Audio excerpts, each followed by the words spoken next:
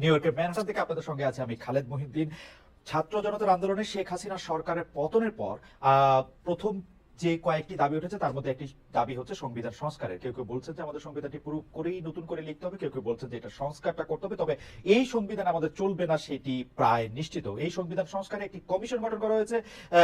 Doctor Mohammad Yunus সরকারের গঠন করা এই কমিশনের প্রধান প্রফেসর আলী রিয়াজ আজকে আমাদের সঙ্গে রয়েছেন। সেই প্রফেসর আলী রিয়াজের সঙ্গে আমরা সংবিধান সংস্কার, বাংলাদেশের সংস্কারের প্রয়োজনীয়তা এবং সংবিধানের নানাগুলি বিষয় নিয়ে কথা বলার জন্য আমরা বলবো।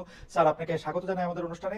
প্রফেসর আলী রিয়াজ আমার সরাসরি শিক্ষক, আমার মতো আরো অনেকেরই আমরা যারা গণযোগাযোগ সাংবাদিকতা আছি তাদের মধ্যে শিক্ষক, যদিও তিনি এখন ইলিনয় স্টেট ইউনিভার্সিটিতে রাষ্ট্রবিজ্ঞান পড়াচ্ছেন। তো রাষ্ট্রবিজ্ঞানী গণমাধ্যম বিশেষজ্ঞ প্রফেসর আলী রিয়াজ, আপনাকে আমাদের অনুষ্ঠানে স্বাগত এবং কৃতজ্ঞতা। ধন্যবাদ খালেদ।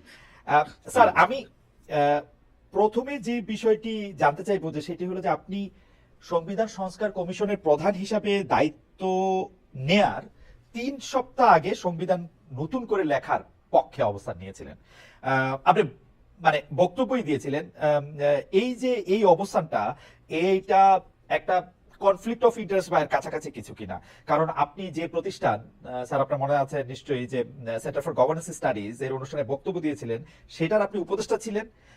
আপনি সংবিধান বাতিলের পক্ষ নেওয়ায় বা সিজিএস সংবিধানের বাতিলের পক্ষ নেওয়ায় তখন এর প্রতিবাদ করে আবার প্রতিষ্ঠানটির চেয়ারম্যান মঞ্জুর আহমেদ চৌধুরী পদত্যাগ করেছিলেন। স্যার, এটা আপনি কি হয় দেখেন যে আপনি যে আগেই বলেছিলেন যে সংবিধানটা আপনি নতুন একটা সংবিধান আপনি চান, সেই জায়গাটা থেকে স্যার যদি একটু এখানে দু তিনটা বিষয় আছে খালেদ। প্রথম কথা হচ্ছে সংবিধান বিষয়ক যে বক্তব্যটি আপনি উদ্ধৃত করছেন সেটি সিজিএস এর অবস্থান নয়। আপনি প্রেস কনফারেন্সে প্রথম যখন আমি এই বক্তব্যটা বলি তখন খুব সুস্পষ্ট ভাবে বলেছি এটা আমার ব্যক্তিগত অবস্থান, এবং রাষ্ট্রবিজ্ঞান পড়ানোর সূত্রে দীর্ঘদিন যাবৎ বাংলাদেশের সংবিধান পর্যালোচনা করার সূত্রে, বোঝার চেষ্টা করার সূত্রে আমার কাছে মনে হয়েছে যে বাংলাদেশের সংবিধান যে অবস্থায় আছে, বিশেষত বিদ্যমান যে সংবিধান পঞ্চদশ সংশোধনীর পর সেই সময় যে সংবিধানটা আছে, সেই সংবিধানের মধ্যে আসলে বিভিন্নভাবেই কর্তৃত্ববাদী প্রবণতা শক্তিশালী করার, এবং আমি যেটা 1983 সালে 1993 সালেও বলেছিলাম সেটা হচ্ছে লিখিতভাবে বলেছি, আমার দুটো বইয়ে দুটো সুস্পষ্ট প্রবন্ধ অধ্যায় আছে, যেখানে আমি বলেছিলাম যে বাংলাদেশে সাংবিধানিক একনায়কত্ব প্রতিষ্ঠার বিষয়ে খুব সুস্পষ্ট। এক সময় 83 সালে আমার প্রেডিকশন ছিল যে বাংলাদেশে সাংবিধানিক একনায়কত্ব প্রতিষ্ঠিত হবে, 93 সালে আমি বলেছিলাম। সেই অবস্থান থেকে আমি সেটা ব্যক্তিগতভাবে আমার অবস্থানটা আমি বলেছিলাম। এর বাইরে যেটা ঘটেছে সেটা হচ্ছে যে এটা সিজিএস এর অবস্থান নয়, এটা সিজিএস প্রাতিষ্ঠানিক ভাবে অবস্থান নেয়। কোথায় কনফ্লিক্ট অফ ইন্টারেস্ট দেখতে পেয়েছেন আমি জানি না। দ্বিতীয় বিষয় হচ্ছে যে আমি ঢাকায় সে সময় একটা বক্তৃতা দিই, সেটা ঢাকার বিশ্ববিদ্যালয়ে আয়োজিত হয়েছিল। এটি একটি সংগঠন থেকে আয়োজিত, এর সঙ্গে সিজিএস এর সম্পর্ক ছিল না। জবান বলে একটি সংগঠন আমাকে আমন্ত্রণ জানিয়েছিল, সেখানে আমি বলেছিলাম যে সংবিধান পুনর্লিখন করার কথা। এটা এটা আমার ব্যক্তিগত অবস্থান। আপনি যদি আজকে আমাকে জিজ্ঞাসা করেন সেটা, সেক্ষেত্রে যেটা হচ্ছে সেটা হচ্ছে আমি এখন কমিশনের দায়িত্ব আছি, আমার বক্তব্যটা ব্যক্তিগত অভিমত আর কমিশনের অবস্থানের মধ্যে একটা দুটো আলাদা জিনিস কিন্তু, এবং তখন আমি দায়িত্ব নেইনি, ফলে এবং দায়িত্ব নেওয়ার কোনো প্রশ্নও ছিল না। ফলে আমি আমার ব্যক্তিগত অবস্থানটা বলেছিলাম এই সূত্রে, যে রাষ্ট্রবিজ্ঞান পড়বার সূত্র থেকে আমি যেটা বুঝতে পারি, 2 দশকেরও বেশি সময় ধরে সংবিধান পড়ালেখা করে আমি যেটা বুঝতে পারি যে বাংলাদেশের সংবিধান যেটা আছে, ফলে এর মধ্যে কনফ্লিক্ট অফ ইন্টারেস্ট কিছু নাই। কারণ হচ্ছে যে এরপরে কমিশন যখন তৈরি হয়েছে, কাজ শেষ করতে, কমিশন যখন তৈরি হয়েছে, কমিশন 9 জনের কমিশন, সেটা 1 নম্বর। কমিশনের দায়িত্ব হচ্ছে অংশীজনদের সাথে কথা বলে তাদের মতামত নিয়ে সেই মতামত প্রতিফলিত করে কমিশনে যারা বিশেষজ্ঞ আছেন তাদের মতামত সংযুক্ত করে সকলের মত সংকলিত করে বিশেষ যেই যে দায়িত্ব দেয়া হয়েছে, কমিশন তো প্রজ্ঞাপন হয়েছে, সেখানে দুটো দায়িত্ব আছে, সেই দায়িত্ব অনুসারে প্রতিবেদন তৈরি করা, আমরা সেই কাজটি করছি। স্যার, না আপনি এটা মানে আমি বুঝতে পেরেছি স্যার, আরেকটু যদি ইলাবোরেট করতে। স্যার, আপনি সংস্কার কমিশনের প্রধান, তো স্যার আপনার অবস্থানটা হচ্ছে যে আপনি চান সংবিধান পুনর্লিখিত হোক, আজ থেকে না আরো 30 বছর আগে থেকে, 40 বছর আগে থেকেই স্যার আপনি এটা চান। আপনার লেখায় পড়ায় বলায় সেটি স্পষ্ট। এখন আবার আপনি অংশীজনের কাছ থেকে মতামত নিচ্ছেন, তাদের চাওয়াটাকে স্যার, তাহলে কি স্যার উপসংহার থেকে আপনি সূচনায় কি করে যাবেন স্যার? আপনি তো ডিসিশন আগেই নিয়ে রেখেছেন, ব্যাপারটা অনেকটা এরকম মনে হয় না? না, আমি ডিসিশন নিয়ে রেখিনি খালি থেকে। এটা খুব সিম্পল, সাংবাদিক হিসেবে আপনার বোঝার কথা সেটা হচ্ছে এই যে আমি ব্যক্তিগত ভাবে একটা অবস্থানে, আমার রাষ্ট্রবিজ্ঞানী যদি বলেন, রাষ্ট্রবিজ্ঞান পাঠের অভিজ্ঞতা থেকে যদি বলেন, এটা আমার অবস্থা। হুম।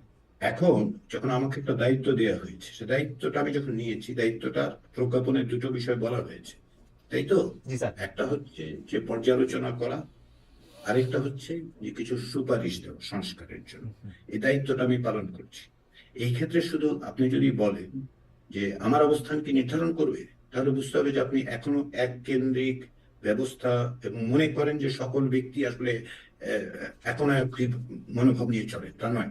যখন কোনো প্রতিষ্ঠান চলে, যখন কোনো কমিশন চলে, যখন কেউ দায়িত্ব নেন, তখন আসলে সকলের মতামত, গণতান্ত্রিক প্রক্রিয়া সকলের মতামতের মধ্য দিয়ে একটা সুপারিশ তৈরি হয়।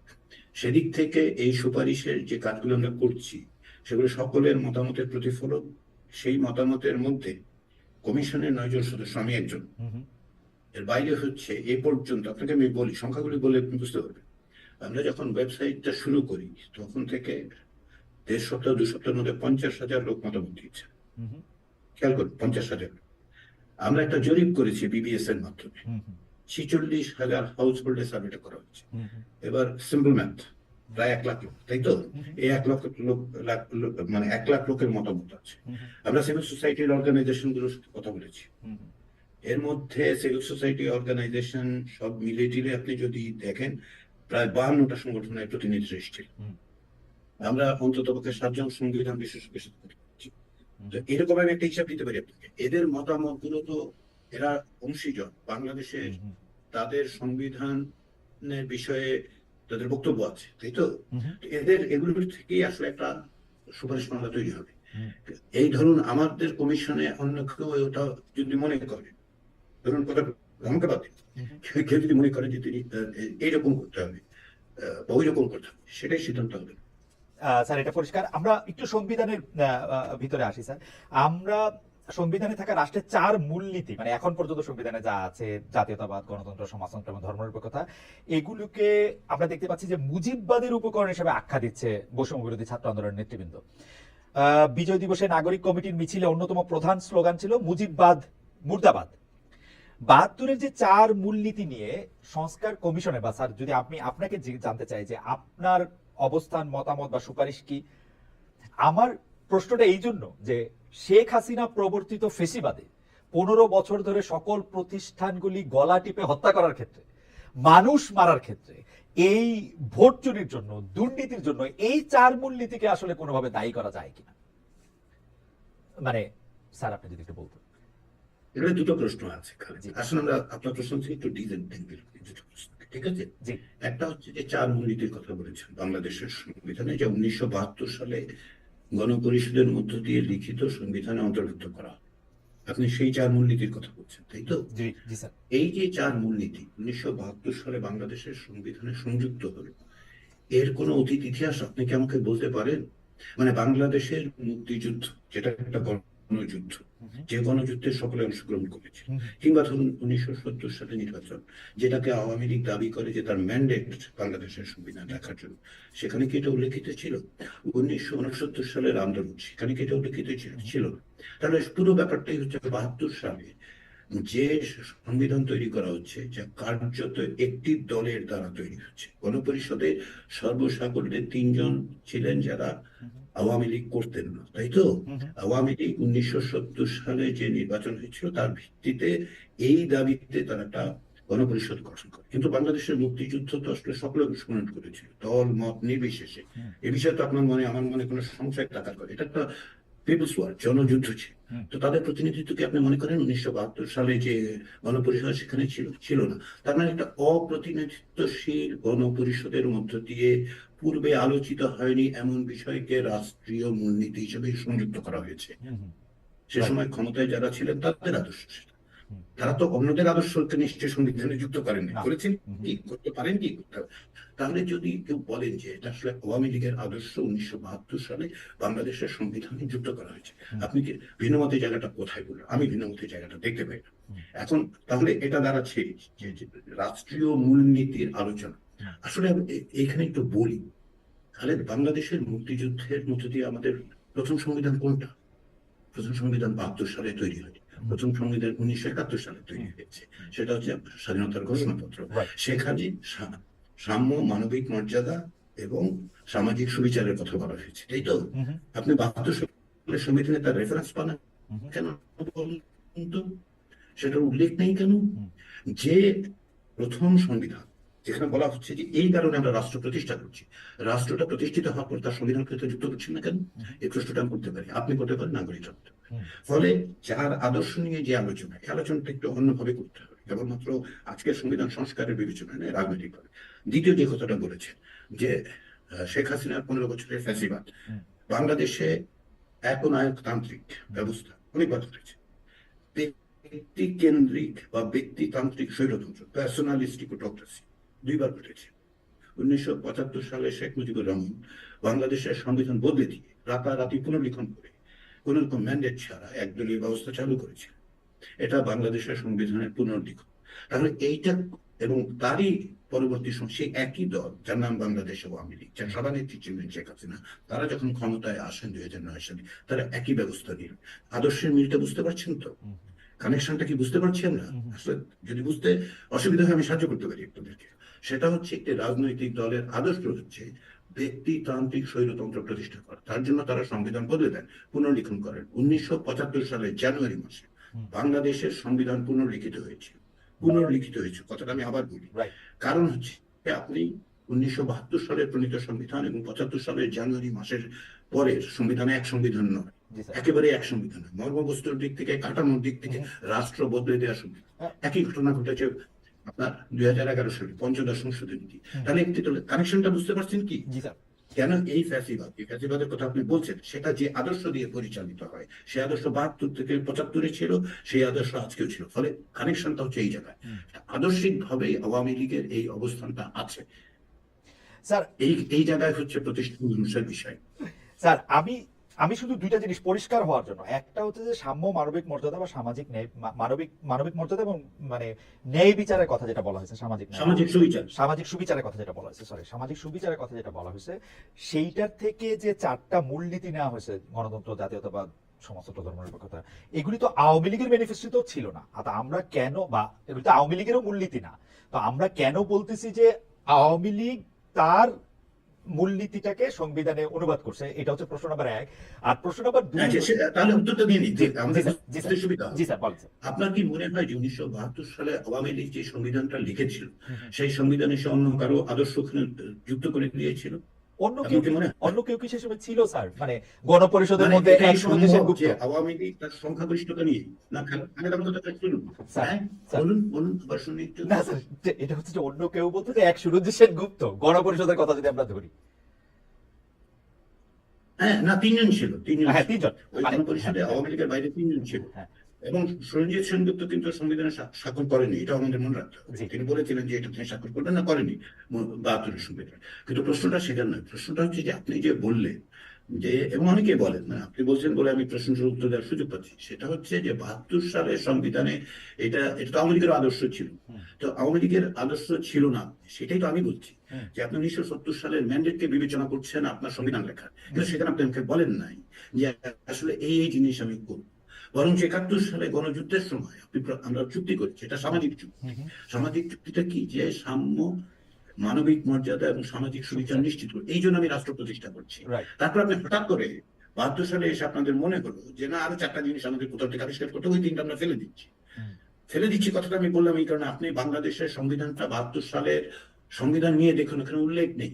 হুম। না, বাংলাদেশের এটা প্রথম একদমই, সংবিধানের প্রতিশ্রুতিকে এটা একদমই ঠিক কথা অস্বীকার বলছেন। করা হয়েছে। কিন্তু স্যার সাম্য তাহলে মানবিক, আসুন, সাম্য তাহলে মানবিক মর্যাদার সুবিচার, সামাজিক সুবিচার তো ধর্মনিরপেক্ষতা, জাতীয়তাবাদ, গণতন্ত্র, সমাজতন্ত্রের সাথে সাংঘর্ষিক না। দুটো তো একটা তো সাংঘর্ষিক হওয়ার প্রয়োজন নেই তো। আচ্ছা। সাংঘর্ষিক হওয়ার প্রয়োজন নেই। আপনি আপনি বলুন যে আপনি ধরুন 72 সালের সংবিধান তৈরি করা, হুম, তারপরে কি একটা গণভোট হয়েছিল? নো। না, হয়নি। আচ্ছা, ঠিক আছে, তার মানে হচ্ছে যে এটা ম্যান্ডেটটা নাই। আসলে ম্যান্ডেটটা, প্রথমত ম্যান্ডেটটা নাই, কারণ 70 সালের যে নির্বাচন, হুম হুম, সেই নির্বাচন আসলে পাকিস্তানের সংবিধান করার জন্য। আচ্ছা আচ্ছা, তারপরে ভাবুন যে ঠিক আছে, একটা সংবিধান করার জন্য তো ম্যান্ডেটটা দেওয়া হতো। কিন্তু গণপরিষদের সদস্য কেবলমাত্র পাকিস্তান ন্যাশনাল অ্যাসেম্বলিতে ইলেক্টেড মেম্বাররা ছিল না, হুম হুম, প্রভিন্সিয়াল অ্যাসেম্বলির মেম্বাররা ছিল। হুম হুম, প্রভিন্সিয়াল অ্যাসেম্বলির মেম্বারদেরকে 1970 সালে কি বাংলাদেশের মানুষ সংবিধান লেখার ম্যান্ডেট দিয়েছিল? দেয় নাই স্যার, দেয়নি তো। দেয় নাই। তাহলে মুক্তিযুদ্ধের মধ্যে দিয়ে সেই ম্যান্ডেট কি অর্জন করলো? মুক্তিযুদ্ধের মধ্যে দিয়ে শুধুমাত্র কেন আওয়ামী লীগই এই ম্যান্ডেট পাবে, কেন বাংলাদেশের যে অন্য শক্তিগুলো লড়াই করেছে হুম, হুম। তারা কেন সেই ম্যান্ডেটটা পাবে না?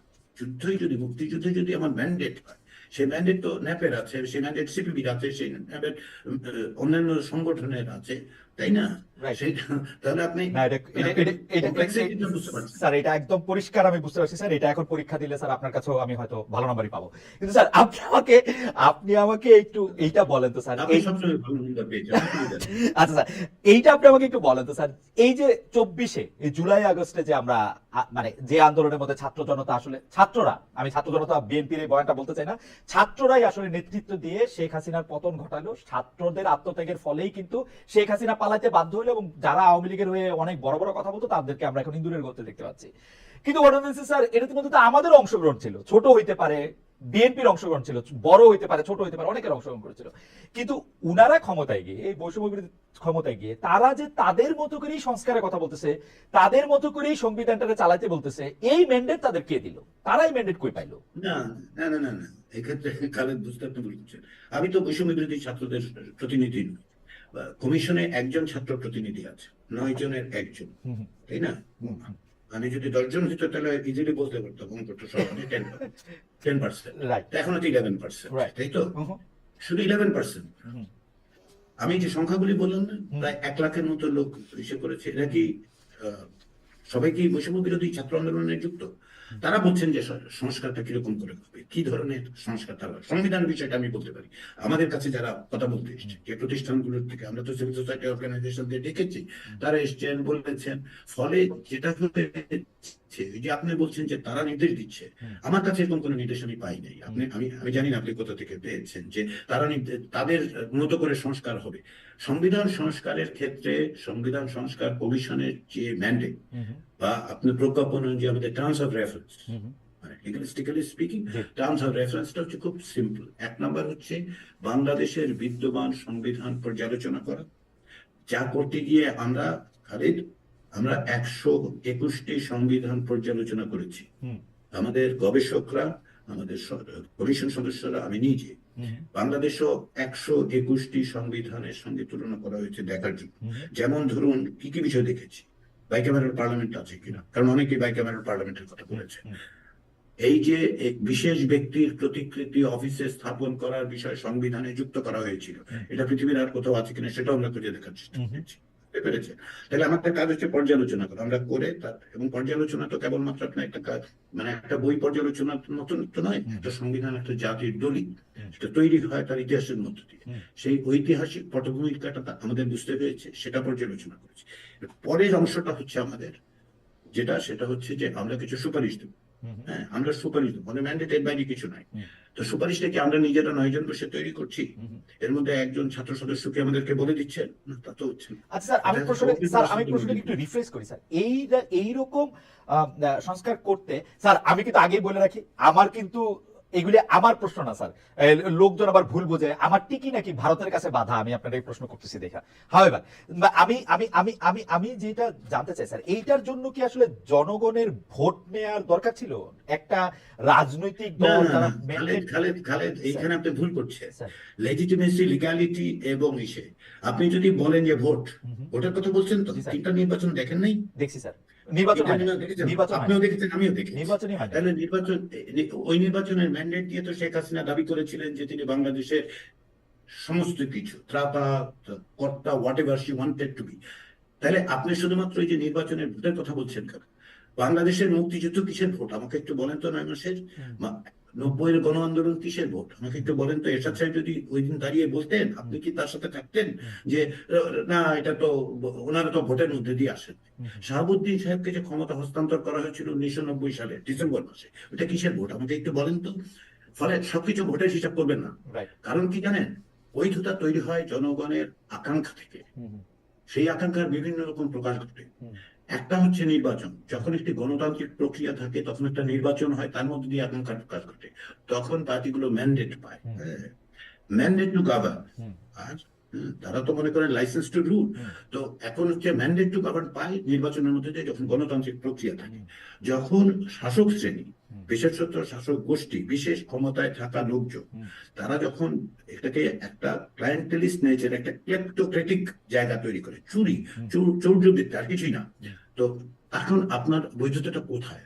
জনগণের আকাঙ্ক্ষার প্রকাশ ঘটে রাজপথে, কখনো সেটা বিপ্লবে রূপান্তরিত হয়, কখনো গণঅভ্যুত্থানে। বৈধতাটা হচ্ছে ওই জায়গায়। এই সরকারের বৈধতা হুম। হচ্ছে ওই গণঅভ্যুত্থানের মধ্যে দিয়ে। আচ্ছা, সেটা যেই অর্থে শাহাবুদ্দিন সাহেব, না শেষ করতে জি, দিন, জি যেই স্যার। অর্থে শাহাবুদ্দিন সাহেব, হুম, হুম, বাংলাদেশের সংবিধানে কিন্তু লেখা ছিল যে উনি যদি প্রধান বিচারপতি হন তাহলে তিনি রাষ্ট্রপতি হতে পারবেন না। হুম।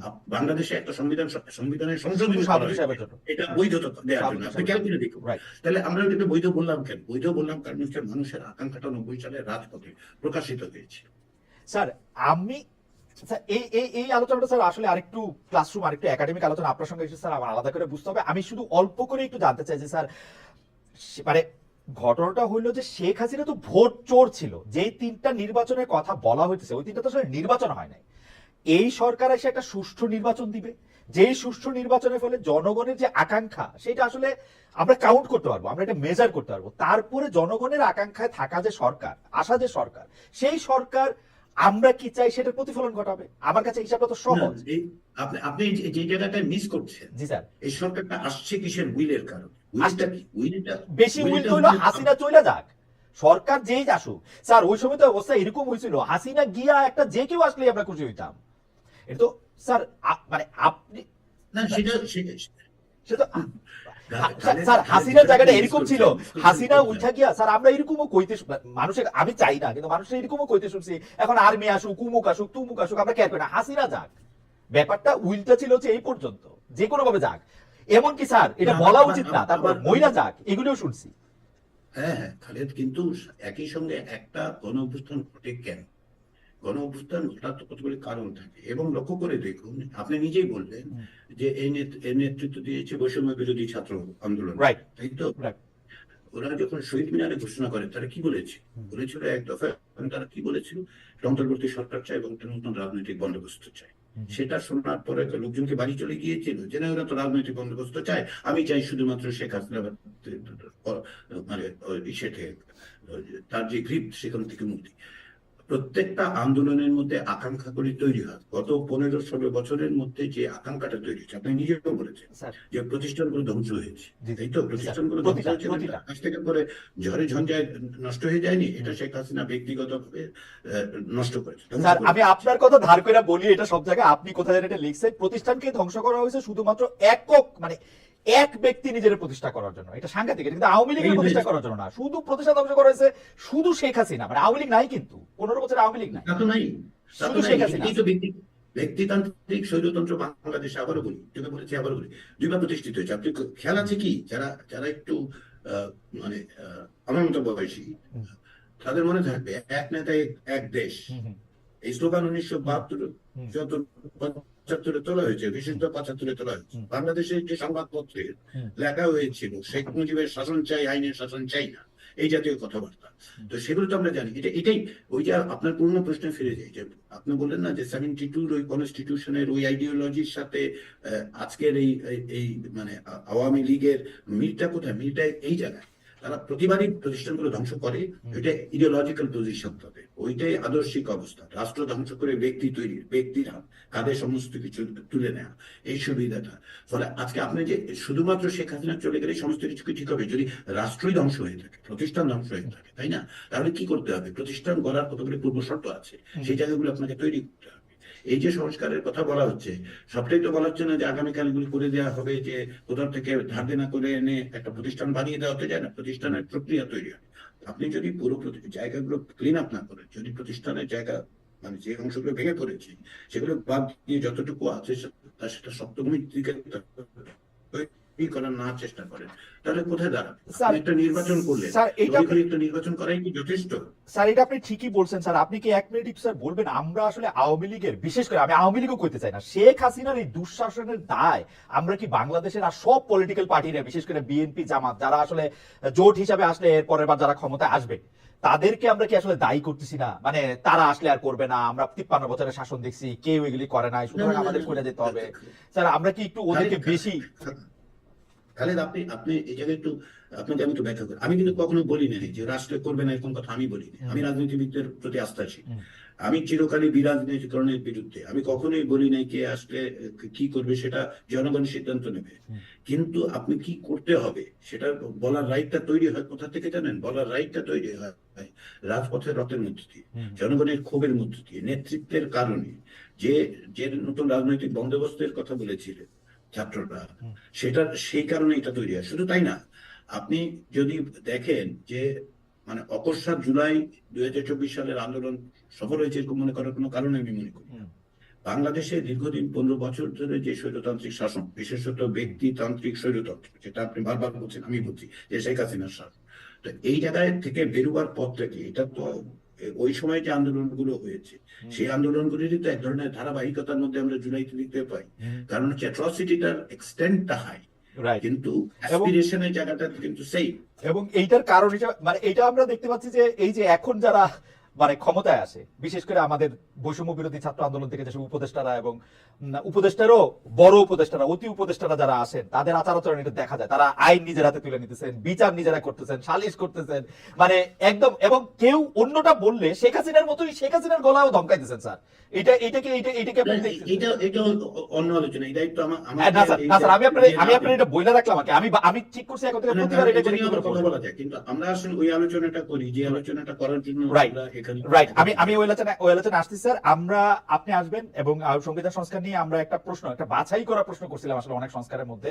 সেই প্রশ্নটা এরকম যে একজন ব্যক্তি দুবারের বেশি প্রধানমন্ত্রী হতে পারবেন না এমন বিধানের প্রাথমিক প্রস্তাব আছে সংবিধান সংস্কার কমিশনে। প্রস্তাবটি সমর্থন করেন কিনা? প্রস্তাবটি সমর্থন করেছেন শতকরা 94 ভাগ লোক, প্রস্তাবটি সমর্থন করেন নাই শতকরা 6 ভাগ। দর্শক স্যার, খুবই স্ট্যাগারিং নাম্বার, 1,78,000 ভোট পড়েছে স্যার এখন পর্যন্ত। মানে আমরা এই পোল ওপেন করেছি গতকালের মানে 24 ঘন্টার একটু বেশি সময় হয়েছে স্যার। 1,78,000 দর্শক ভোট দিয়েছেন যে 94 ভাগই চান যে দুবারে বেশি প্রধানমন্ত্রী হতে পারবে না এরকম একটা জায়গার মধ্যে স্যার কথা।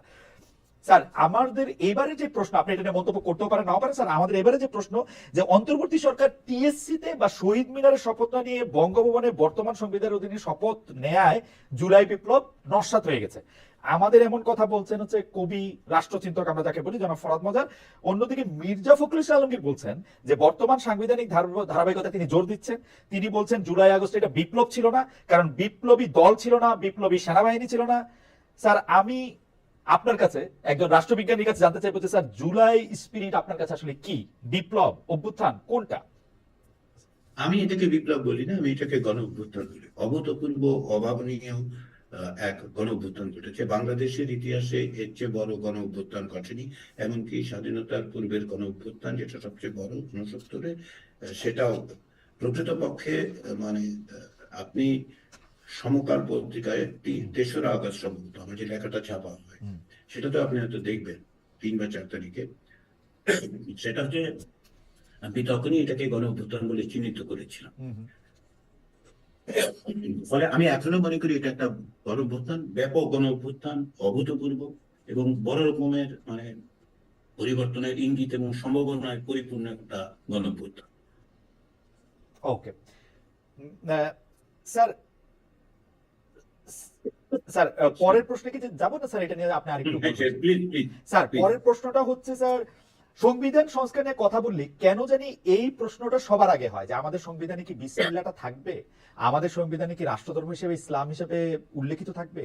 ইসলাম হিসেবে উল্লেখিত থাকলে বা না থাকলে কিছু হয় না। আমি স্যার আপনাকে পড়তেছিলাম, আপনি বলতেছিলেন যে আপনার শিক্ষার্থী এবং গবেষকদের অনেকেই বলেছেন যে মানে শিক্ষার্থীদের মধ্যে কেউ কেউ বলেছে যে 25 ভাগ দেশে মানে রাষ্ট্রধর্ম হিসেবে ইসলাম আছে, তাতে তো মানে ইসলাম নয়, যে কোনো ধর্ম। যে কোনো ধর্ম, সরি ইসলাম না, মানে ধর্ম আছে। স্যার এইটারে আপনি আমাদেরটা স্যার আপনি কিরকম দেখেন? বিসমিল্লাহ, রাষ্ট্রধর্ম, যদি আমরা ধর্মনিরপেক্ষতা নাও রাখি, যদি সামাজিক সুবিচার, সাম্য এবং মানবিক মর্যাদায় যাই, তাহলে স্যার এটা কিরকম মানে কি কি চেঞ্জ করা দরকার? বা দেখুন, আমি যে মানে যে যে প্রসঙ্গটা উল্লেখ করেছি যে রাষ্ট্র ধর্ম থাকার বিষয়টা মানে যেভাবে বিবেচিত হয়, গবেষণা করলে দেখা যায় যে অনেক দেশে এই ধরনের রাষ্ট্রধর্ম আছে এবং চার্চ আছে, যেগুলো যে অফিসিয়াল চার্চ বলা হচ্ছে। সেসব জায়গায় সকলের অধিকার সুরক্ষা করার ব্যবস্থাও আছে। ফলে রাষ্ট্রধর্মের আলোচনার চেয়ে বেশি গুরুত্বপূর্ণ আমার কাছে বাংলাদেশের ক্ষেত্রে দুটো। একটা হচ্ছে যে বাংলাদেশে একটা মানে বহুত্ববাদী সমাজ আছে, হুম। এখানে ধর্মের বিভাজন মানে পার্থক্য আছে এবং এথনিসিটির পার্থক্য আছে। তো সেগুলো আমাদেরকে রক্ষা করতে হবে, এটা হচ্ছে এক নম্বর। হুম। 2 নম্বর হচ্ছে যে শুধুমাত্র রাষ্ট্রধর্মের বিবেচনা না করে আমাদের বিবেচনা করা দরকার যে আসলে কি করে আমরা সকলের অধিকার প্রোটেক্ট করব। সকলের অধিকার, সেটা ধর্মের কারণে এই কারণ না, সকলের অধিকার প্রোটেক্ট করতে হবে আমাদেরকে। হুম। সেই জায়গাটা আমাদের মঞ্চ বিবেচনা করা দরকার।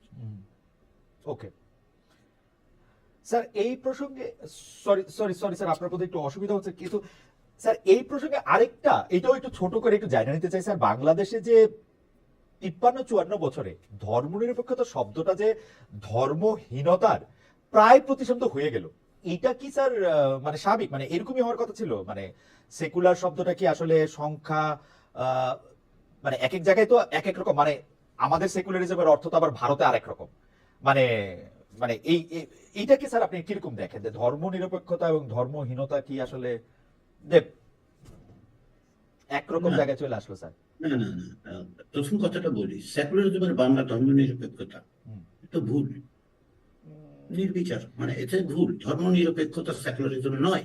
হুম। অধ্যাপক আনিসুজ্জামান এবং অন্যরা কেন ওই মুহূর্তে সেকুলারিজমের বাংলা ধর্ম নিরপেক্ষতা করেছিলেন সেটা ওনারা ব্যাখ্যা করতে পারবেন। হুম। কারণ ধর্ম নিরপেক্ষতা মানে কি রাষ্ট্র ধর্মের থেকে নিরপেক্ষ না ধর্ম রাষ্ট্রের থেকে নিরপেক্ষ, ব্যাখ্যা নেই। এর একটা ব্যাখ্যা দেওয়া হয়েছে, ওনারা একভাবে একটা ব্যাখ্যা দিয়েছেন, কিন্তু সেকুলারিজম শব্দটা কেবলমাত্র ধর্ম সংশ্লিষ্ট বিষয় নয়। 19বিংশ শতাব্দীতে এইরকম ধারণা ছিল, কিন্তু সেটা কালক্রমে বহুভাবে বিবর্তিত হয়েছে এবং সেকুলারিজম একটা ওয়াইডার কনসেপ্ট হিসেবে দাঁড়িয়েছে, যার মধ্যে শুধুমাত্র রাষ্ট্রের সঙ্গে ধর্মের সম্পর্কই একমাত্র বিষয় নয়। এই বিষয়ে আমরা হয়তো অনেক অনেক দীর্ঘ একাডেমিক আলোচনা করতে পারবো, কিন্তু মূল জায়গা যেটা সেটা হচ্ছে যে সেকুলারিজম বলতে বাংলাদেশে যেটা বোঝানোর চেষ্টা করা হয়েছিল, একটা হচ্ছে অসাম্প্রদায়িকতার কথা আসলে মিন করা হয়েছিল। কারো মাথায় হঠাৎ করে এটা সেকুলারিজম শব্দটা ঢুকেছিল, তারা এটা স্ট্যাবলিশ করেছেন, তার একটা ভুল বাংলা তৈরি করা হয়েছে, ভুল অনুবাদ, তারপরে সেটা নিয়ে একটা ঝামেলার মধ্যে পড়েছে গোটা জাতি। তো এটা হচ্ছে একটা দিক, কিন্তু তার চেয়েও গুরুত্বপূর্ণ যেটা সেটা হচ্ছে যে আপনি যে ধর্মহীনতার কথা বলবেন, সেকুলারিজমের সাথে ধর্মহীনতার কোনো সম্পর্কই নেই। এটা এটা হচ্ছে অজ্ঞতা প্রসূত এক ধরনের কথাবার্তা।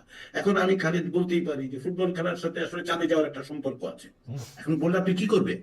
কিছু তো না করতে তো পারবেন না, তাই না? না, কিছু করার নাই আর কি স্যার। এইটা আমাদের দেশে যারা আসলে সংখ্যা গুরু না, মানে আমি এটা আর কিভাবে বলবো, যে ধরেন সংখ্যাগুরু মুসলমান না বা সংখ্যাগুরু বাঙালি, বাংলা ভাষায় বলা লোক না, তাদের মধ্যে যে একটা ইনসিকিউরিটি কাজ করে। আপনি স্যার চার্চ একটা গুরুত্বপূর্ণ জায়গায় আছে পৃথিবীর অন্যান্য দেশের, আমি এখন যে দেশটাতে আছি স্যার, এই দেশে তো স্যার এইরকমটা হয় না। হ্যাঁ, রেসিজম থাকবে, নানা ধরনের নানা কিছু থাকবে, আবার উল্টা রেসিজমও থাকবে। মানে এই দেশে আইসা আমি অনেক লোক, আমি অন্তত 2জন লোককে জানি যে নিজেদেরকে ইহুদি পরিচয় দেয় একটা ভালো ব্যবসার সুবিধা পাওয়ার জন্য, অন্তত 2জন লোক এরকম জানি। তো ওরা তো সংখ্যা গুরু না, কিন্তু তারা একটা সুবিধা, এগুলি থাকবে। কিন্তু যারা আসলে সংখ্যাগুরুর মধ্যে পড়ে নাই, তারা যে এক ধরনের ইনসিকিউরিটিতে পড়বে কিনা আরো বেশি করে, যে এই সংবিধানটার এই বিষয়গুলি নিয়ে কথা বললে বা নাড়াচাড়া করলে, মানে যারা আমরা সংখ্যা গুরু আসি, তাদের তো সংবিধানে কি লেখা থাকলো, বিসমিল্লাহ থাকলো নাকি ইসলাম থাকলো নাকি কি থাকলো, আমাদের কিছু যায় আসে না, বিকজ আমরা পাওয়ারফুল এখানে। কিন্তু যারা নাই তাদের একটু স্যার মানে কেন এই আশঙ্কা তৈরি হলো যে ভবিষ্যতে সংবিধানে এই পরিস্থিতি তৈরি হতে পারবে? এই সংবিধানের মধ্যে তো এখন যে পরিস্থিতি আছে সেটা কি খুব প্রোটেক্ট করেছে? একটুও না করে নেই, তাই না? তার সংবিধানে সেকুলারিজম রাখলেই প্রোটেক্টেড হয়ে যাবে, এটা আপনার মনে হচ্ছে কেন? গত 52 বছর অন্তত পক্ষে, ধরুন আর কিছু বাদ দেন, এই যে 2011 সালে সংবিধান চেঞ্জ করে সেকুলারিজম রিটার্ন করা হচ্ছে, 11 সালের পরে বাংলাদেশে মাইনরিটি পারসিকিউশন হয়নি? অনেক বেশি হয়েছে, সবচেয়ে আমার মনে হয় এই দশকে সবচেয়ে বেশি হয়েছে। সবচেয়ে বেশি হয়েছে। তার কারণটা কি? কারণটা হচ্ছে যে এর সঙ্গে আসলে সেকুলারিজমের সম্পর্ক নেই, ধর্মেরও সম্পর্ক নেই, এটার সাথে পাওয়ার রিলেশনের সম্পর্ক আছে। সোসাইটিতে যারা পাওয়ারটা এক্সারসাইজ করতে পারছে তারা কারা, যার পলিটিক্যাল কানেকশন আছে। তো গত 10 বছরে কাদের পলিটিক্যাল কানেকশন ছিল? নিশ্চয়ই আপনি বলবেন না যে ওই ছোট ছোট দল এদের খুব পাওয়ার ছিল। রাষ্ট্র ক্ষমতায় একচ্ছত্র ভাবে আওয়ামী লীগ, তার নেত্রী শেখ হাসিনা এবং তার অধীনস্থ রাষ্ট্র ছিল, সেখানে মাইনরিটি পারসিকিউশন হয়েছে এবং আপনি বলছেন অনেক বেশি হয়েছে, আপনার সাংবাদিক হিসেবে আপনার কথাটা আমি মেনে নিলাম। তো তার মানেটা কি? তার মানে হচ্ছে যে আপনি সেকুলারিজম লিখলেন কিনা, তাহলে কি ছিল না বলেন তো? ছিল না যেটা, সেটা হচ্ছে নাগরিকের অধিকার ছিল। এবং নাগরিক অধিকার নেমে ছিল না যেটা, সেটা গণতন্ত্র ছিল না। ছিল না যেটা, সেটা মানবিক মর্যাদা ছিল না, রাইট। সামাজিক সুবিচার ছিল না। তাহলে আসেন আমরা ওই জায়গায় কথাটা বলি। বিষয়টা হচ্ছে যে মাইনরিটি, এই যে আপনি আপনি আমি মাইনরিটি মেজরিটির কথা বলি না, এটা এক ধরনের মেজরিটেরিয়ানিজম। আমি সংখ্যা গুরুত্ব বাদ দিয়ে চাপিয়ে রাখতে চাই এ ব্যাপারে। মানে অধ্যাপকদের সাথে কথা বলার বিপদ হচ্ছে এই খালেদ, অর্জুন আপাদুরায়ের একটা বই আছে, small of fear of small numbers. ওইটা ওইটা মানে আমরা পড়তে পারি সবাই মিলে। কারণ সব জায়গায় দেখেন খুব ইন্টারেস্টিং জিনিস যে সংখ্যাগুরু যারা, তারা সবসময় সংখ্যালঘুকে ভয় পায়। ভারতে মুসলমানের সংখ্যা কত বলেন তো? মানে সেই তুলনায় তো হিন্দুর সংখ্যা বেশি, তাই না? কিন্তু হিন্দুত্ববাদী রাজনীতির প্রধান বিষয় কি? মুসলমানরা বোধহয় দেশটা ধ্বংস করে ফেললো, এই হইলো ওই হইলো, তাই না? পাকিস্তানে যান, খ্রিস্টান এটা তো মানে মুসলমানদেরকে যত ভয় না পায় বা বাংলাদেশে হিন্দুদের যত ভয় না পায়, এটা তো মানে সংখ্যা গুরু যারা আছে তারা একটু খুশি হয়। মানে এটা একটা পপুলিস্ট না, যে মানে ধরেন বিজেপি যত বেশি হিন্দু হিন্দু করে তৈরি করা হয়, খালি এই ভীতিটা যে তৈরি করা হয় তার কারণটা কি? একটা পলিটিক্যাল সিগনিফিকেন্স আছে। দেখুন, মানে গত 10-15 বছরে বাংলাদেশের হিন্দু জনগোষ্ঠীর এক বিশাল অংশ জমি হারিয়েছে। ল্যান্ড গ্র্যাবিং এ আপনার রাষ্ট্র ক্ষমতার সাথে যোগাযোগ না থাকলে তো আপনি ল্যান্ড গ্র্যাব করতে পারবেন না, জমি দখল করতে পারবেন না, বাড়ি থেকে তারা দিতে পারবেন না। সেসব কাণ্ড হয়েছে। এগুলিকে এইভাবে বিবেচনা না করে আসুন আমরা ভিন্নভাবে একটু চিন্তা করার চেষ্টা করি। সেটা কি? সেটা হচ্ছে যে আসুন সকলের অধিকার কিভাবে প্রতিষ্ঠা করা যায়, রাষ্ট্রকে কিভাবে তৈরি করা যায় যে সকলকে, এই যে আপনি আপনার উদাহরণ দিলেন না নিউ ইয়র্কে বসে, তো ওইখানে রাষ্ট্র কি করে? চেষ্টা করে সকলকে প্রোটেক্ট করতে। আবার ওই যে দেখুন, মানে আবার বর্ণবাদী প্রবণতার কথা আপনি উল্লেখ করেছেন, কেউ কেউ মৌরিকেও আছে স্যার। তো এই আলোচনাটা ওর মধ্যে ধর্মটা সেকুলারিজম ইনসার্ট করে দিয়ে একটা অপ্রয়োজনীয় জায়গায় ঠেলে দেওয়া হয় আলোচনা। স্যার তাহলে স্যার একটু, কারণ আমাদের সময় শেষ হয়ে আসতেছে, আমি সেই জন্য একটু এটার মধ্যে আসি যে উচ্চ আদালতের রায়ের মাধ্যমে বর্তমানে অনেকেই বলতেছেন তত্ত্বাবধায়ক সরকার ব্যবস্থা আবার রিইনস্টেট হয়েছে। আমি অবশ্যই এটার মধ্যে একটা তর্কের জায়গা দেখি, রিইনস্টেট হয়েছে কি হয় না, এর মধ্যে পার্লামেন্ট লাগ থাকবেন, কিন্তু যাই হোক আমি ধরে নিলাম। কিন্তু 2006 সালে এই অবস্থা থাকলেও একটা সংকট তৈরি হয়েছিল। সংকটটা হয়েছিল আসলে স্যার সর্বশেষ অবসরপ্রাপ্ত প্রধান বিচারপতির যে অঙ্ক করে ঠিক করা যাইতেছিল, সেই জন্য তত্ত্বাবধায়ক সরকার ব্যবস্থাটার এই সরকার প্রধান কি স্যার আগের পদ্ধতিতেই হবে, যেই পদ্ধতিটা থাকলে রাজনৈতিক দলগুলো একটা অঙ্ক করে একটা প্রধান বিচারপতিকে নিয়োগ দিতে পারে, যে প্রধান বিচারপতি সর্বশেষ অবসরপ্রাপ্ত প্রধান বিচারপতি হবেন? নাকি স্যার এটা অন্যভাবে আপনি দেখেন? প্রথম কথা হচ্ছে যে যদি বিচার বিভাগ স্বাধীন থাকে তাহলে আপনি আসেন বিচার বিভাগের স্বাধীনতাটা নিশ্চিত করি। নির্বাহী বিভাগ যেন বিচার বিভাগকে নিয়ন্ত্রণ করে তার মানে রিটায়ারমেন্টের বয়সসীমা টাড়ানোর সিদ্ধান্ত এক্সিকিউটিভের হাতে না থাকে, এটা যদি আপনি নিশ্চিত করেন তাহলে ওইখানে কে প্রধান বিচারপতি হইলো না হইলো সেটা কিন্তু বিষয় হয় না। 1 নাম্বার। 2 নাম্বার হচ্ছে যে ফর্মুলা একটাই হইতে হবে এখানে, যে তত্ত্বাবধায়ক সরকার বা অন্তর্বর্তী সরকার, যে নামই আপনি নির্বাচনকালীন একটা সরকার প্রয়োজন, এটা সকলেই বলছে। আমাদের যারা অংশীজনদের সঙ্গে যখন আমরা কথা বলেছি তার অধিকার কেউ বলেছেন যে আসলে তারা চান। আপনাদের ওখানে কতজন 96 না 97 একটা সার্ভেতে এসেছে না, সম্ভবত ওই রকম পরিমাণই হবে আমাদের অংশীজনদের আলোচনা, যারা বলেছেন যে মানে নির্বাচনকালীন একটা অন্তর্বর্তী সরকার চাই। এখন সরকারের কাঠামোটা আপনি যে জায়গাটায় যাচ্ছেন সেটা হচ্ছে ওই রকম যদি হয় যে এক্সিকিউটিভ সেটাকে কন্ট্রোল করতে পারবে বা ম্যানিপুলেট করতে পারবে, তাহলে আসলে ম্যানিপুলেট করার জায়গাটা বন্ধ করে দিই। কিন্তু স্যার এইটাও একটু প্রশ্ন করার জায়গা, যেমন আসলে তো বিচারকদের বয়স কত হবে, উচ্চ আদালতের বিচারকদের বয়স, সেটা আইনের ব্যাপার। এখন আইন হিসেবে আমাদের পার্লামেন্ট হচ্ছে এই আইন বানাবে, পার্লামেন্টের যে প্রধান থাকবে তিনি সেই আইনটা এক্সিকিউট করবেন। ওইটা তো স্যার বিচার বিভাগ তো এটা কাইরা নিতে পারবে না। বিচার বিভাগ তো কাগজে কলমে 2007 সাল থেকে তো স্যার স্বাধীন, এমনই স্বাধীন। কাগজে কলমে স্বাধীন না, আপনি ভুল বলছেন। বিচার বিভাগ স্বাধীন নয়। কারণ হচ্ছে যে কথিত অধস্তন আদালত, এগুলিকে অধস্তন আদালত বলে, সেগুলো নিযুক্ত রাষ্ট্রপতির হাতে। আর আপনি যে বললেন রাষ্ট্রপতির হাতে হইলেও সে উনি প্রধান বিচারপতির অনুমোদন ছাড়া একটাও নিয়োগ দিতে পারেন না স্যার। না, অধস্তন আদালতের ক্ষেত্রে, অধস্তন আদালতের ক্ষেত্রে স্যার প্রধান বিচারপতির অনুমোদন লাগে। কিন্তু যেটা হয় সেটা হচ্ছে যে আপনি যতক্ষণ পর্যন্ত নির্বাহী বিভাগের হাতে এই ক্ষমতাটা রাখবেন ততক্ষণ পর্যন্ত এই সমস্যাটা থাকবে। ফলে আপনি নির্বাহী বিভাগ থেকে ডিকাপল করার কেবলমাত্র কাগজে লিখতে হবে না। যেমন ধরুন যদি একটা সেপারেট সেক্রেটারিয়েট থাকে, অফিসেরই পৃথক সচিবালয়। যদি সেপারেট সেক্রেটারিয়েট, পৃথক সচিবালয় তার বানানো জন্য যেই অর্থ বরাদ্দ সেটা যদি কনসলিডেটেড ফান্ড থেকে আসে, তাহলে কিন্তু এই সমস্যাটা হচ্ছে না। ফলে বাস্তব সমাধানগুলো আমরা